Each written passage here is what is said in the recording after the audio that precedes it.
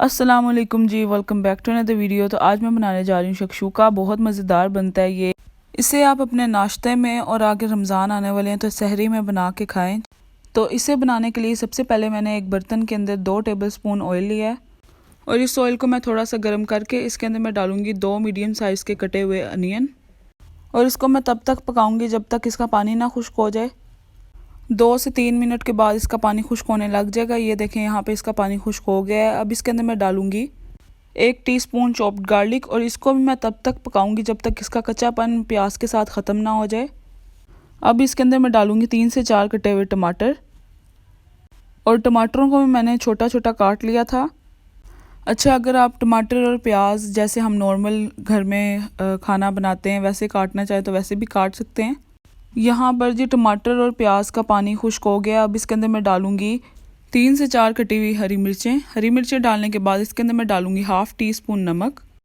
اب جی نمک ڈالنے کے بعد اس کے اندر میں ڈالوں گی تھوڑا سا 1/4 ٹی سپون ہلدی پاؤڈر، اور پھر اس کے اندر ڈالے گا 1/2 T spoon red chilli powder, اور ان سب چیزوں کو میں اچھے طریقے سے مکس کر کے اور اس مسالے کو بھون لوں گی۔ جو میں نے اس کے اندر مسالے ڈالے ہیں اس کو میں تقریباً 3 سے 4 منٹ کے لیے ان سبزیوں کے ساتھ پکاؤں گی، اور آپ اس کے اندر شملہ مرچ بھی ڈال سکتے ہیں، وہ آپ کی اپنی مرضی ہے۔ اور اب اس مسالے کے اندر میں ڈالوں گی 1/4 کپ پانی۔ پھر جی اس کو میں 6 سے 7 منٹ میڈیم فلیم پہ بھونوں گی تاکہ ہم نے جو پانی ڈالا ہے اس کے اندر وہ خشک ہو جائے۔ یہاں پر جی اس کا پانی خشک ہونے لگ گیا ہے۔ اب اس کے اندر میں ڈالوں گی 4 انڈے، اور انڈے میں نے ڈائریکٹ اس کے اوپر نہیں ڈالے، ایک سیپریٹ برتن کے اندر میں نے انڈے کو توڑ کے پھر اس کو میں نے ایک ایک کر کے اوپر ڈالا ہے اس کے۔ اچھا، اس پوائنٹ پہ میں نے فلیم کو لو کر دیا تھا۔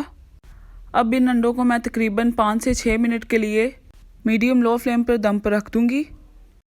لے جی 5 منٹ گزر چکے ہیں۔ اب ڈھکنا اٹھا کے دیکھتے ہیں، یہ مزیدار قسم کے انڈے پک کر تیار ہیں۔ اب اس کے اوپر میں کالی مرچ کا پاؤڈر ڈالوں گی، اور میں نے دھنیا کاٹ کے رکھا ہوا تھا، فریش دھنیا، اس کو میں اس کے اوپر ڈال دوں گی۔ اس ریسیپی کو آپ اپنی سحری میں ضرور بنائیں کیونکہ یہ بہت زیادہ آسان ہے، اور اس ویڈیو کو آپ زیادہ سے زیادہ شیئر کریں اپنے دوستوں کے ساتھ، اپنی فیملی کے ساتھ، اور مجھے انسٹاگرام پہ بھی فالو کریں۔ ملتے ہیں اگلی ویڈیو میں۔ اللہ حافظ۔